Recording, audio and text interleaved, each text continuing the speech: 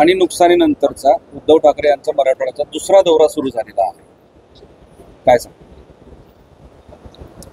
मराठवाड्यात अतिवृष्टी झाली, शेतकऱ्याचं नुकसान झालं आणि मला एक सांगायचं की महायुती सरकारनं जे काही नुकसान झालं त्या नुकसानाची आता मदत द्यायला सुरुवात झालेली. पण मला सांगायचं की शेतकऱ्याचं नुकसान हे खूप झालेलं आहे आणि सरकारने सुद्धा शेतकऱ्याला आजपासून मदत द्यायला सुरुवात झालेली. त्याच्यामुळे शेतकऱ्याला मदत हे सरकार करू राहिलं. उद्धव ठाकरेंचा दौरा का म्हणायचा काय येत आहे तेव्हा? उद्धव साहेबाचा दौरा म्हणजे आता जिल्हा परिषदेच्या निवडणुका लागल्या, नगरपालिकेच्या निवडणुका लागल्या, महानगरपालिकेच्या निवडणुका आहे, त्याच्यामुळे त्याचे दौरे. मला एक सांगायचं, निवडणूक त्यांचा दौरा सुरू झाला का असं समजायचं की आपण आता निवडणुका लागल्या. आता काय कारण विधानसभाच्या निवडणुका लागणार का त्यांचा दौरा सुरू होतो, लोकसभेच्या निवडणुका लागल्या का दौरा सुरू होतो. आता नगरपालिका, महानगरपालिका, जिल्हा परिषद निवडणूक लागल्या दौरा सुरू झाला. मला एक सांगायचं, निवडणुका लागल्याच्या नंतर त्यांचा दौरा सुरू होतो, मध्यंतरी याचे दौरे बंद होऊन जातात. त्यांच्या दौऱ्याचं नाव आहे दगाबाज. तुम्ही दगाबाजी केली, काहीच दिलं नाही शेतकऱ्यांना असं म्हणणं आहे त्यांचं. नाही, दगाबाज ते म्हणू शकतात, पण शेतकऱ्याच्या खात्यात प्रत्यक्षात मदत सुरू झालेली आहे.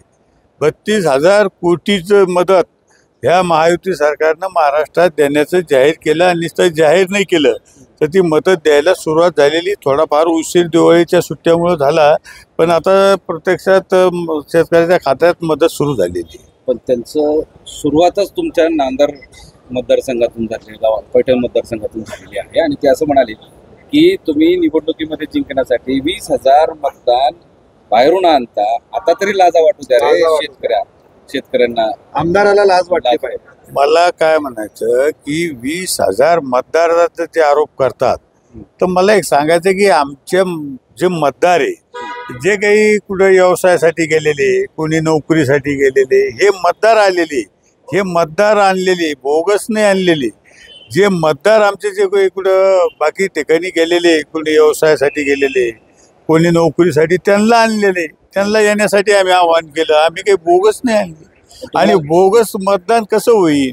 त्यांचे बी प्रतिनिधी असतात ना, बोगस कसं होईल? तुम्हाला म्हणाले की लाजा वाटू द्या रे आता तरी शेतकऱ्यांना मदत करा. अरे आम्हाला लाजा वाटायला तुम्ही मुख्यमंत्री होते तेव्हा तुम्ही काय मदत केली हे आम्हाला माहिती आहे ना. तुम्ही घोषणा केलेली, एकनाथ शिंदे साहेब मुख्यमंत्री झाल्याच्या नंतर शेतकऱ्याला मदत एकनाथ शिंदे साहेबांनी, देवेंद्र फडणवीसना, अजितदादांनी करण्याचं काम हे महायुती सरकारनं केलेले. घोषणा त्यांनी केल्या, पण ह्या महायुती सरकारनं हे पूर्ण करण्याचं काम केलेलं. नगरपालिकेच्या निवडणुका टीका केली की सदोष मतदार याद्या असताना सुद्धा तुमच्या दबावाखाली येऊन इलेक्शन कमिशन काम करतं. नाही, मला एक काय म्हणायचं की येऊन जाऊन हे बोगस बोगस म्हणतात, यांचे लोक निवडून आले, मग हे बोगसवर आले का? हे सगळेच मतदारसंघात बोगस बोगस करतात. मला सांगा, ते निषिद्ध करून टाका ना कुठं बोगस आहे. नुसतं बाबा पायाखालची वाळू सरकली यांच्या हातात. यांना वाटतं की आपल्या ताब्यात कुठं महानगरपालिका येत नाही, आपल्या ताब्यात जिल्हा परिषद येणार नाही, आपल्या ताब्यात नगरपालिका येणार नाही. मग आतापासूनच बोगस बोगस जर म्हणलं तर उद्या मानता येईल बोगस मतावर अध्यक्ष झाली, बोगस मतावर निवडून आले, म्हणजे आतापासून त्यांची पळवाट आहे. कोणती ही त्यांची पळवाट आहे. म्हणजे रिंगणातून त्याला कसं बाहेर पळायचं तर त्याने आतापासूनच बोगस मतदार म्हणून त्या नावाखाली यांना बाहेर पळायचे. एक पथक राज्य सरकारने विनंती केली होती. महत्वाचं म्हणजे काय झालं माहितीये का, काल उशिरा आले आणि टॉर्च मध्ये लावून पाहणी करतात. तुम्हाला वाटतं का असं दिसत असेल नुकसान? मला एक सांगा, केंद्र सरकारचं पथक आलं आणि ज्यावेळेस आतोनात नुकसान होतं त्यावेळेस पथक येतातच केंद्राचं.